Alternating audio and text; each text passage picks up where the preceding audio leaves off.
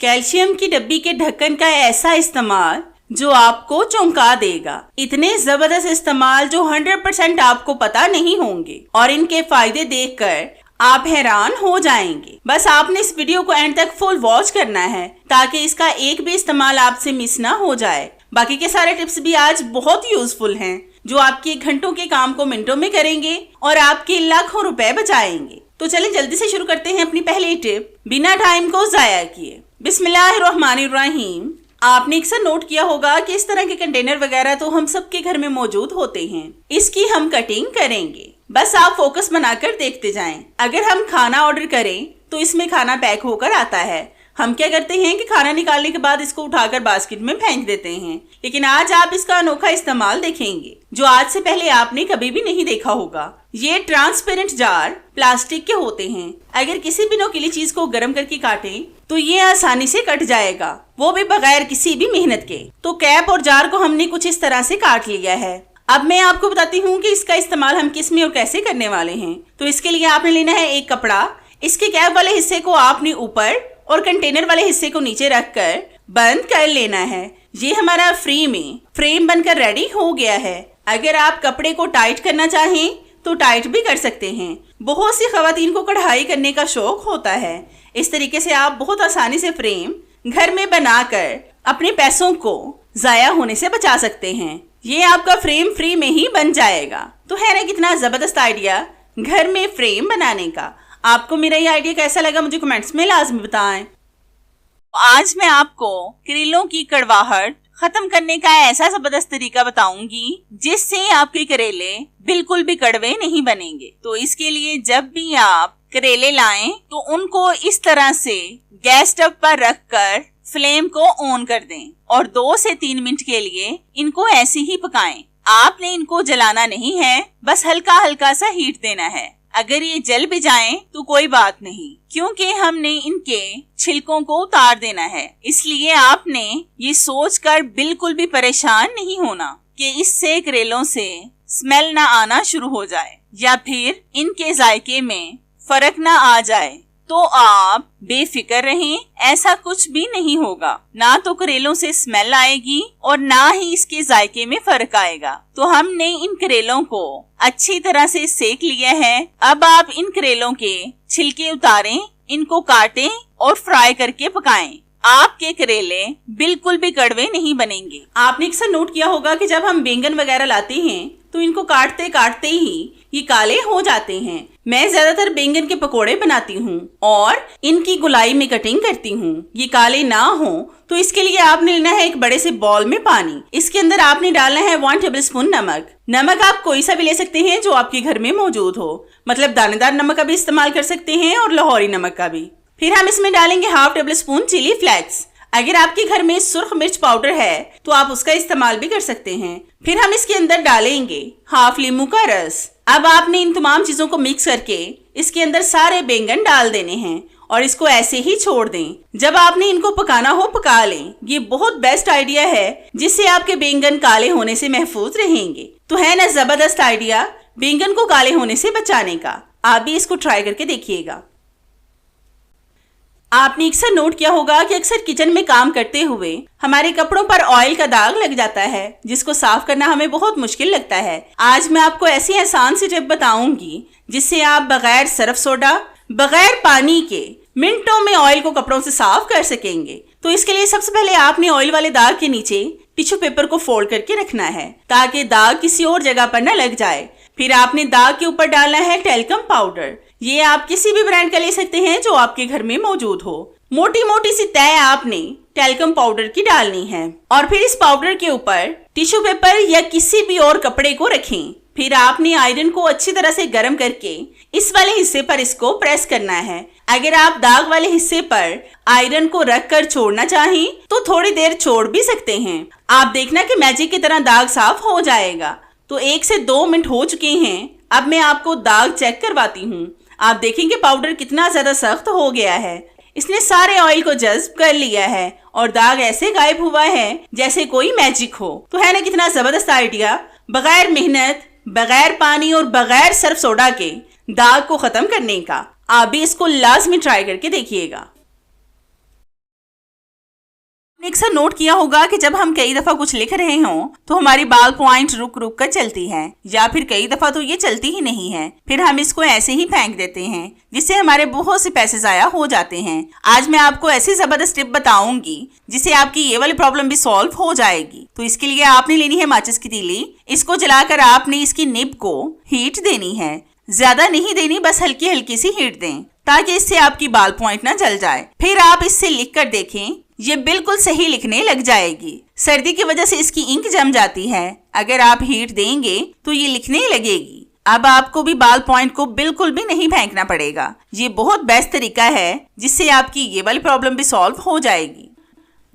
आपने अक्सर नोट किया होगा कि जब हम गोभी वगैरह घर में लाते हैं तो बहुत से लोगों की शिकायत होती है कि उनकी गोभी ज्यादा जायके वाली नहीं बनती या फिर उनको स्मेल आती है। आज मैं आपको इसका भी बेस्ट हल बताऊंगी जिससे आपकी गोभी एक तो जायकेदार बनेगी और दूसरा मिनटों में बन जाएगी। तो इसके लिए आपको भी गोभी को पहले छोटे छोटे से टुकड़ों में काट लेना है, जितना आप पसंद करते हैं उसी के हिसाब से। फिर आपने लेना है एक बड़े से बाउल में पानी और इसमें आपने डालना है 1 टेबलस्पून नमक। ये आपकी गोभी से सारी स्मेल को खत्म करेगा और जरासीमों को भी खत्म करेगा। फिर हम इसमें डालेंगे थोड़ी सी हल्दी जो हम खानों में इस्तेमाल करते हैं। ये भी आपकी गोभी को खुश रंग खुश जायका बना देगी और तमाम जर्म्स का खात्मा करेगी। फिर इन दोनों चीजों को आपने अच्छी तरह से मिक्स करना है। बहुत से लोगों को गोभी खाना पसंद नहीं होता। कुछ लोग सिर्फ गोभी के पराठे वगैरह बनाना पसंद करते हैं या फिर इसको पकोड़ों में इस्तेमाल करते हैं।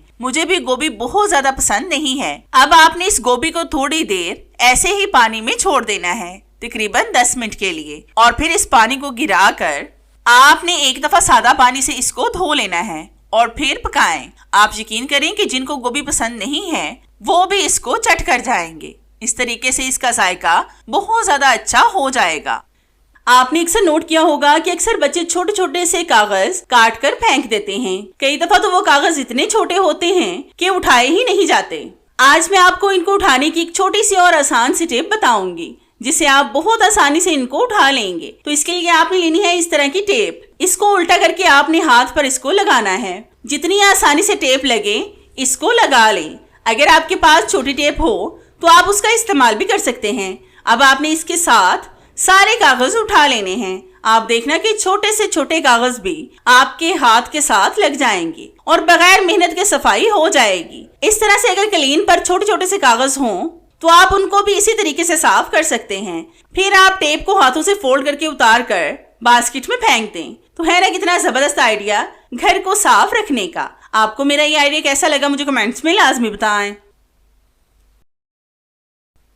तो इस टिप को बनाने के लिए मैंने यहाँ पर लिया है एक छोटा सा कागज का पीस। इसके अंदर हम रखेंगे एक तेजपात का पत्ता। अब हम इस पर डालेंगे 3 से 4 लौंग। फिर हम इस कागज को रोल करेंगे। अक्सर हमारे जार, हमारे देगचियों और प्रेशर कुकर से स्मेल आना शुरू हो जाती है जो लाख कोशिशों के बावजूद भी खत्म नहीं होती। लेकिन इस टिप से आपकी बहुत बड़ी प्रॉब्लम सॉल्व हो जाएगी। अब आपने इसके एक कोने पर आग लगानी है और ये काम आपने बहुत एहतियात से करना है। तेजपात का पत्ता और कागज खुश्क होने की वजह से बहुत तेजी से आग पकड़ लेगा। आपने इसको प्रेशर कुकर में रखकर इसका फौरन से कैप बंद कर देना है। जितना भी धुआं इसके अंदर रहेगा वो प्रेशर कुकर से सारी स्मेल को खत्म कर देगा। जब आप कागज को प्रेशर कुकर में डालें तो एक बात का लाजमी ध्यान रखें कि आपने इसकी रबर को पहले ही उतार लेना है ताकि वो जल ना जाए। तो आप देख सकते हैं कि इसमें से कितना ज्यादा धुआं निकला है और अब इसमें से बिल्कुल भी स्मेल नहीं आ रही। तो है ना कितना बेस्ट आइडिया स्मेल को खत्म करने का। आपने अक्सर देखा होगा कि जब हम शेल्फ या फिर काउंटर टॉप वगैरह की सफाई करते हैं तो हमें गैस स्टव को इधर से उधर करना पड़ता है, जिससे गैस स्टव बहुत ज्यादा शोर करता है, जिससे नॉइस पोल्यूशन पैदा होता है और शोर तो कोई भी हो बहुत बुरा लगता है। अब मैं आपको ऐसी जबरदस्त टिप बताऊंगी जिससे आपके गैस स्टव से आवाज बिल्कुल भी नहीं आएगी। तो इसके लिए मैंने यहाँ पर लिए हैं 4 अदद प्लास्टिक की खाली बोतलों के कैप्स। इनको हम 1 बाय 1 करके गैस स्टव के नीचे जो पाँव से बने होते हैं इनके नीचे रखेंगे। आप देखना कि ये इतनी जबरदस्त टिप है, बिना पैसों और बिना वक्त जाया किए हमने गैस स्टव के शोर का सॉल्यूशन ढूंढ लिया है। तो हमने गैस स्टव के चारों पाँव के नीचे कैप्स को लगा दिया है और आप देखें कि ये गैस स्टव बिल्कुल भी शोर नहीं कर रहा। अक्सर कैल्शियम की टिक्कियों को हम इस्तेमाल करने के बाद इसकी खाली बोतल को बेकार समझकर फेंक देते हैं, लेकिन इसका कैप और इसकी बोतल हमारे बहुत काम आ सकते हैं। आज मैं आपको 3 इसके बेहतरीन इस्तेमाल बताऊंगी जिसको देखकर आप हैरान हो जाएंगे। तो इसके लिए सबसे पहले आपने इसके कैप के ऊपर लगानी है डबल साइडेड टेप। ये आपने बिल्कुल थोड़ी सी लगानी है। फिर इस कैप को आपने दरवाजे के पीछे लगाना है। अक्सर दरवाजा बंद करते या खोलते वक्त दीवार के साथ लगता है, जिससे दीवार भी खराब होती है और बहुत ज्यादा शोर भी पैदा होता है। इसकी वजह से दरवाजा बिल्कुल भी दीवार के साथ टच नहीं होगा, जिससे आपकी दीवार खराब होने से महफूज रहेगी और शोर तो बिल्कुल भी नहीं होगा। अगली टिप भी मेरी इसके कैप से ही रिलेटेड है। इस कैप के अंदर हम सुराख करेंगे। किसी भी चीज को गर्म करके आप इसमें आसानी से सुराख कर सकते हैं, क्योंकि ये कैप प्लास्टिक का बना हुआ है। मैं यहाँ पर काविया को गर्म करके इसमें सुराख कर रही हूँ। आपने ज्यादा बड़ा सुराख नहीं करना। तो ये देखिए मैंने इसमें सुराख कर लिया है। अब हम इसको एक साइड पर कर देंगे। अक्सर इस तरह के रिबन वगैरह हम सबके घर में मौजूद होते हैं, लेकिन ये बिखरे पड़े रहते हैं, जिसकी वजह से एक तो ये खराब हो जाते हैं और दूसरा ये गंदे बहुत ज्यादा होते हैं। तो आपको भी चाहिए कि आप भी मेरी तरह एक खाली नलकी पर इनको लपेट लें और सेव कर लें। फिर आपने इसको कैल्शियम वाली बोतल में रखना है और इसका टॉप वाला पार्ट ऊपर इसके कैप से निकाल दें और कैप बंद कर दें। फिर जब आपको जरूरत हो ऊपर से रिबन निकालें, कैंची से काट कर इसका इस्तेमाल करें। इससे आपका रिबन खराब होने और गंदा होने से महफूज रहेगा। अक्सर नमी की वजह से हमारी माचिस खराब हो जाती है। आपने कैल्शियम की बोतल में सारी माचिस की तीलियों को डालना है और मसाले वाले हिस्से को इसकी डब्बी के ऊपर लगा दें। माचिस की तीलियों में अगर जरा बराबर भी नमी आ जाए तो सारी माचिस खराब हो जाती है और कई दफा तो ये जरूरत के वक्त हमसे जल्दी खरीदी भी नहीं जाती। इस तरीके से आपकी माचिस बिल्कुल महफूज रहेगी और इसके अंदर नमी भी नहीं होगी। तो है ना कितने जबरदस्त इस्तेमाल, जिस डब्बी और कैप को आप लोग बेकार समझकर फेंक देते थे। आपको मेरे ये सारे इस्तेमाल कैसे लगे मुझे कमेंट्स में लाजमी बताएं। मुझे आपके फीडबैक का इंतजार रहेगा। तो चले मिलते हैं अपनी कैसे ही और जबरदस्ती और आपके फायदे की वीडियो में। तब तक के लिए इजाजत चाहते हैं। अल्लाह हाफिज।